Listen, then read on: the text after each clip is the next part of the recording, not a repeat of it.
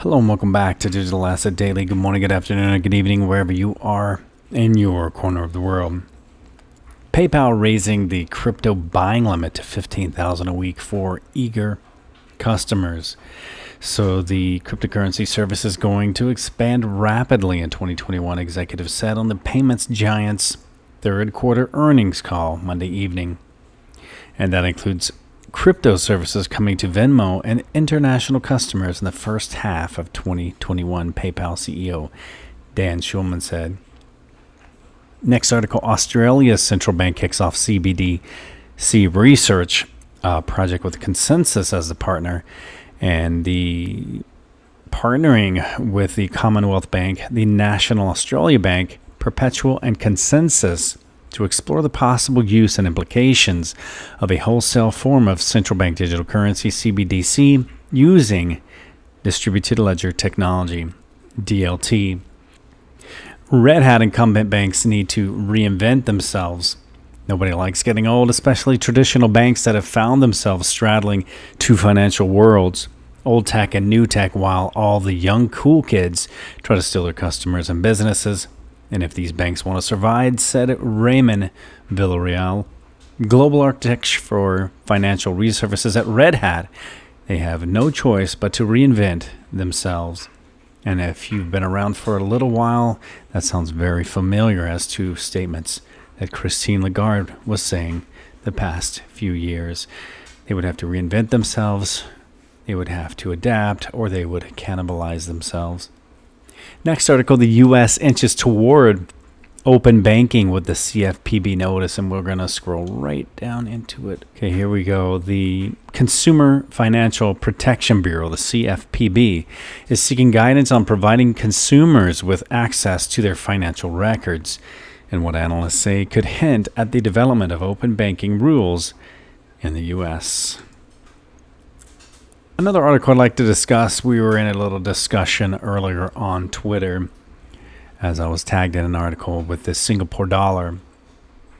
I know it gets a bit of confusion because you have things based on USD and you have stablecoins, and every country is going to be the exact same. For example, yesterday watching the IMF conference, as they stated, basically, it's not the first that's always the best, and it's getting it right that's more important than being first. And basically, their discussion was everything we discuss here, and most of the topics that are, have been discussed for the past 2 years on, a lot of the content providers' channels. Take your pick. I know everyone has a favorite, and there's no reason why you can't like multiple, because typical shows are anywhere from 5 minutes to 20 minutes, and we have 24 hours in a day. It's all great entertainment to keep us occupied while we're waiting for assets to take off, and they will take off very fast. Basically, if you look back to 2017, I think the 2021 bull run is going to be so much more amazing than that. And again, looking back, I think Brad Gardinghouse said in the last 22 days, I believe it was XRP increased by 36,000%. And that's pretty massive. Those are the types of gains that we're here for, not the 10, 20, 50, 200, 400. I'm here for thousands of percent, as I'm sure you are equally into looking for more of a retirement than just a simple profit. Now, getting into the conversation we were having on Twitter earlier, the Singapore dollar on blockchain XSGD. Now, this is one that is on Zilliqa and Transfers, or Xfers, as they share the inside story and their vision. It does get into the Project Ubin, the MAS Monetary Authority of Singapore, and the MAS Expanded Payment Services Act. You have the XSGD, and that one is based on the Singapore dollar as stablecoin, fully collateralized by, and it's pegged 1-to-1 of fiat currency. The XSGD smart contract and the stablecoin itself had been deployed onto the Zilliqa blockchain, but as you get into the article, the prospective enterprise-grade projects and the stablecoin initiatives, they're looking to select a sufficiently robust and secure blockchain platform. And then as you get into the conversation, which is great, for example, the partnerships with firms such as Chain Security and Elliptic. And we like Elliptic because it connects back to Stellar. It's one of Stellar's exclusive partners. So that is pretty exciting.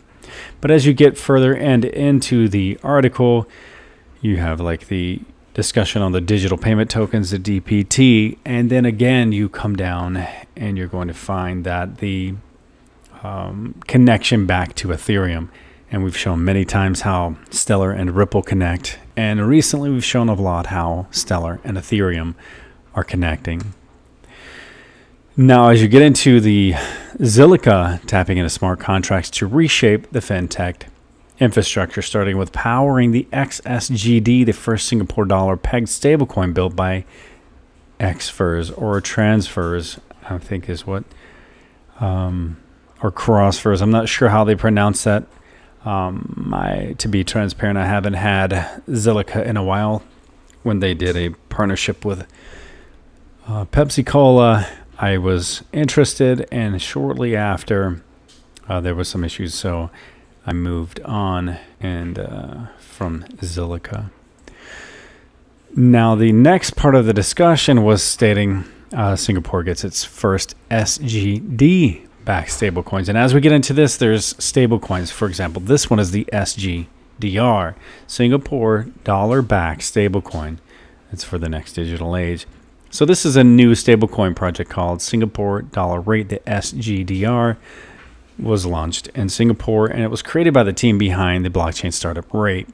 SGDR is said to be the first Singapore dollar-backed stablecoin. And you can go through the article.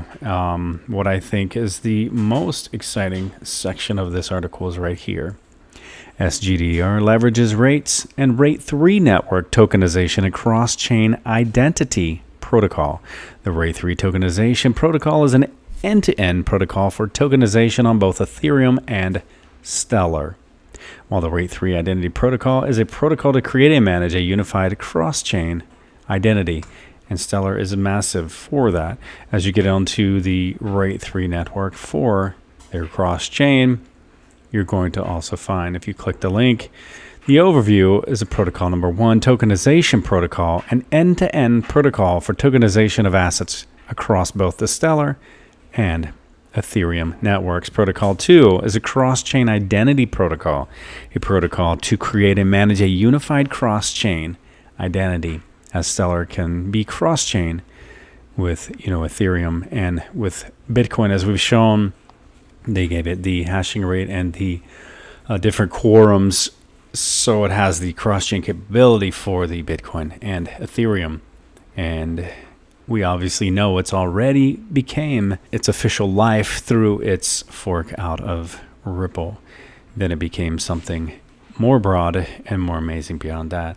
I want to get into the next and final article. The Akoin, AKN, is launching on Bittrex Global, and they're pleased to announce that Akoin will be listed directly onto Bittrex Global. The date projection is November 5th for its exchange listing. The Akoin, AKN, the Akoin token on the Stellar platform will be listing November 5th on the exchange Bittrex Global. I'm going to leave you with a final thought. The future depends on what you do today. And remember, this is not financial advice. It's for entertainment purposes only. Don't forget to hit that like and subscribe. And we'll catch you in the next one.